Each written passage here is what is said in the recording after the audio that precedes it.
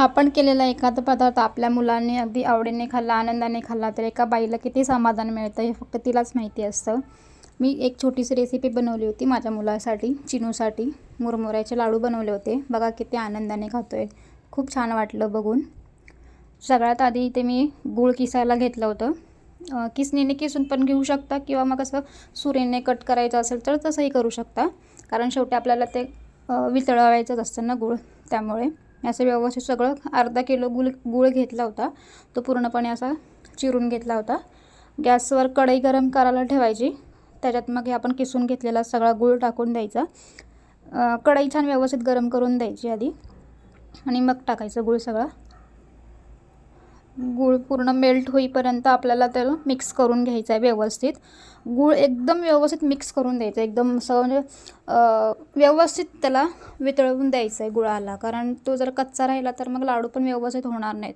Finally हे असं melt होतं गूळ आणि म्हणजे ते गूळ व्यवस्थित मेल्ट झालं आहे की नाही किंवा शिजलं आहे की नाही हे बघण्यासाठी मग आपण बाऊलमध्ये एक छोटंसं पाणी घ्यायचं.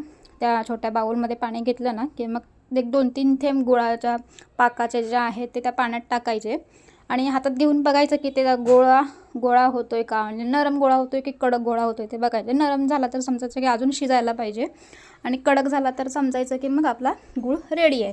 गूळ रेडी झाला की मग त्याच्यात टाकायचे मुरमुरे. म्हणजे त्या गुळाच्या पाकामध्ये जेवढे मुरमुरे बसतील तेवढे मुरमुरे टाकून द्यायचे आणि व्यवस्थित मिक्स करून घ्यायचं असं. आणि हे गरमागरम असतानाच आपल्याला लाडू वळून घ्यायचे त्याचे, ते तुम्हाला माहितीच आहे. हाताला चटके बसले तरी पण ते गरमच आपल्याला करून घ्यायचं असतं.